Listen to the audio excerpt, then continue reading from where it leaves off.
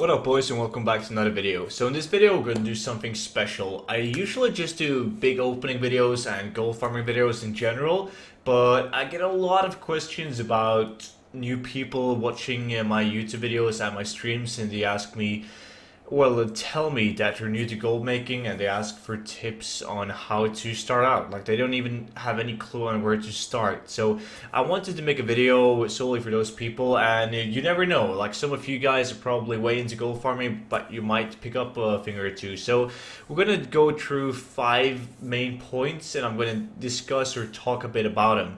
So I know that the majority of my viewers are, well, some of them are gold farmers, and some people, they watch me because they just need new spots to go and farm. They already know everything on how the auction house works and how they should make gold. They just watch me because they want completely new farms that I haven't done before. But there's also a lot of people watching me because they're interested in gold making. They want gold for a specific item. They have a goal, and they need gold to reach that. So they come to me to watch videos to get inspiration. But this is more like how to start out, like from the start. If you stand on 0 gold, like where do you start? What do you go and farm?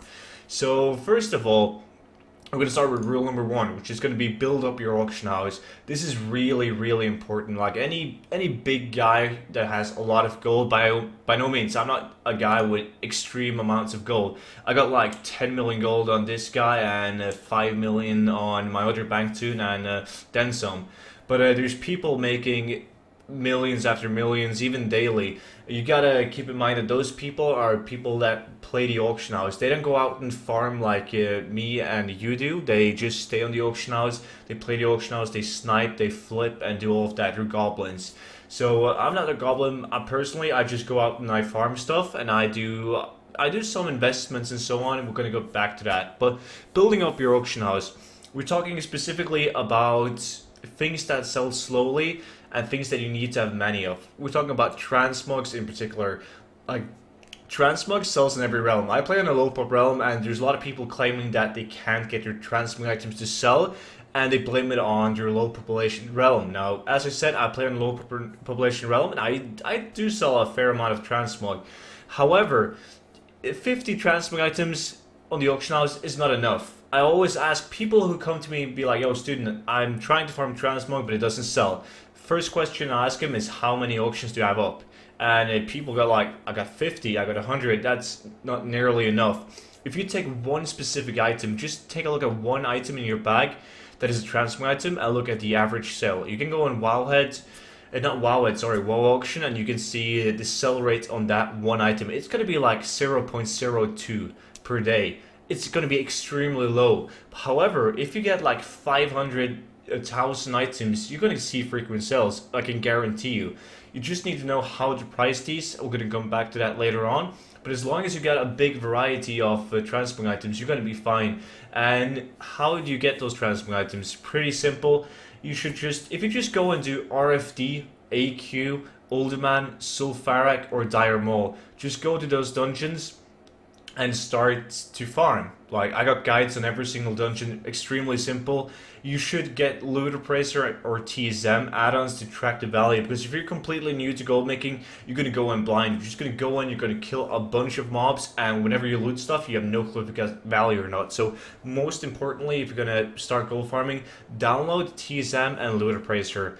I'm going to have links of these add-ons down in the description down below. Basically, you just go out and you kill, and when you loot stuff, the loot will pop up on your screen. You can just hover over the loot, and it's going to tell you how much value it has. I can show you an example. Let's say Stonehide Leather. When I hover over it, you guys can see regional market value, regional sales, and so on. It's pretty simple.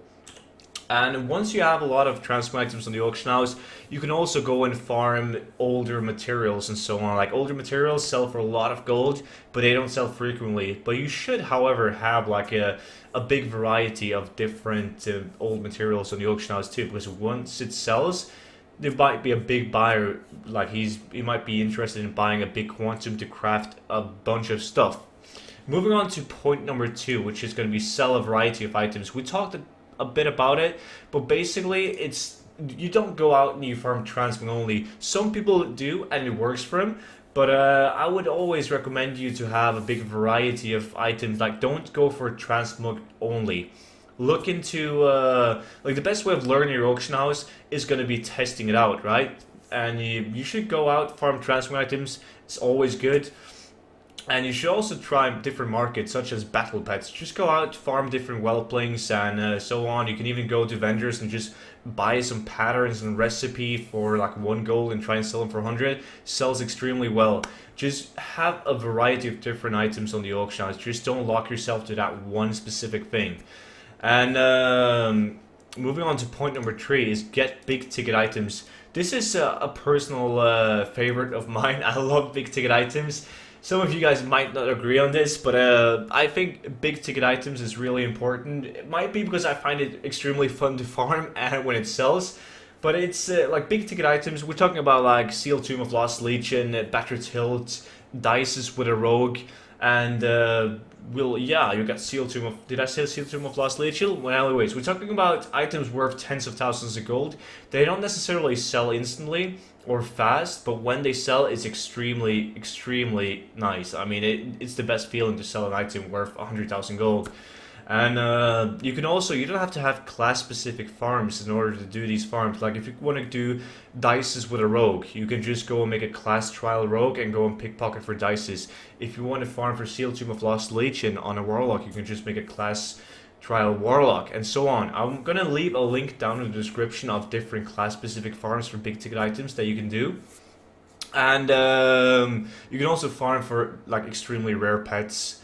And you can farm for high ticket transmog items, like you can go to specific places and aim for those high value transmog items. But you will get these minor transmog items too, so it's kind of the same as farming transmog items. But point number 4 is get steady sellers. This is actually really important for new gold makers because a lot of people, they stop gold making. They don't even bother to try because they don't see results, you know. They go out, they farm a lot of transmog items, maybe some battle pets, they put it on the auction house. It doesn't sell, it's depressing, I know. I mean, I've been there, we've all been there. So what you should do is you should fill up your auction house.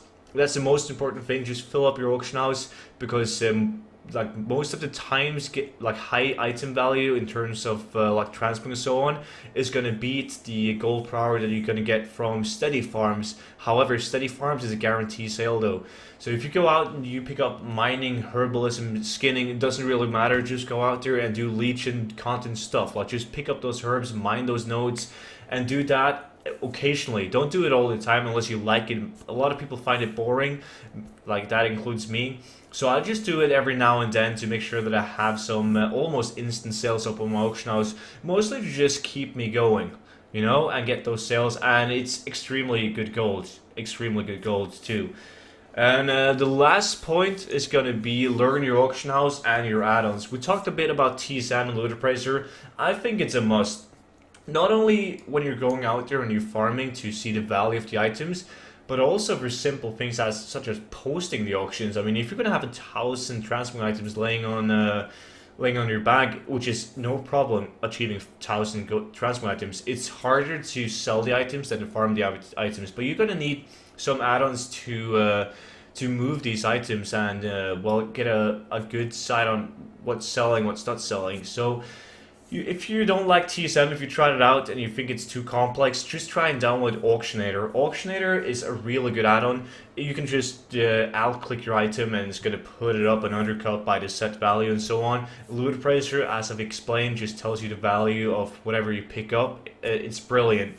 And when it comes to learning your auction house, I mean, after you've tried out different farms, you're going to figure out what's selling, what's not selling, what's giving me a lot of gold per hour, what's not giving me a lot of gold per hour. But you need to learn your auction house. I started out in this realm because I tested it before I went on it. And I figured out this realm is really good for steady farms like materials and really good for battle pets. So that's why I went on this realm. However, I also tried out transmog and I find out that it's not particularly good on transmog items.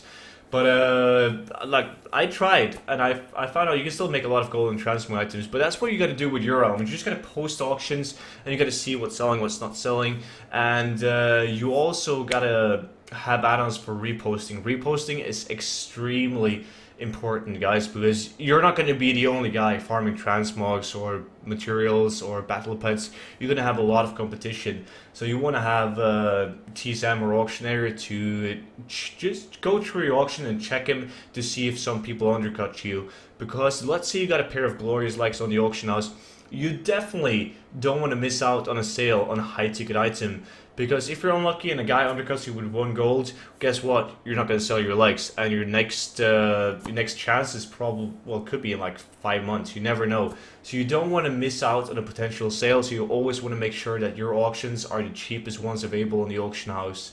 And also, one last thing is to figure out your auction house. Like, every auction house on every realm has a niche item that you can farm. It's really hard to find it in some cases, but you just gotta figure out what it is and then stick to it. Like, just stick to that niche. Let's say it's Primal Fire. Primal Fire moves extremely fast on your realm, and it sells for 500 gold each. It's going to give you gold per hour. That should be like 55,000 gold per hour. If you can get 55,000 gold per hour and you think the farm is okay or actually fun to do, just stick to it. It's your niche farm. Go out and farm it as long as it sells, you know? And that's really hard to do. You're gonna have to farm a bit, do some research, check the auction house frequently, and try out the item to see if it sells and so on. But once you figure it out, it's gonna make you a lot of gold. And that's all I got. I can talk about this for a long ass time. I mean, there's probably a lot of questions. If you guys have any questions, please feel free to let them down below in the comment section. I will happily answer every single one of them. There's a billion different subjects I could talk about when it comes to gold making, but these are kind of the basics in my eyes. You guys might have a different view on it, but these are the basics in my eyes. And if this helped you out, feel free to press that thumbs up, and if you haven't already, you could always subscribe, and I will see you guys in tomorrow's video. Until then, bye bye.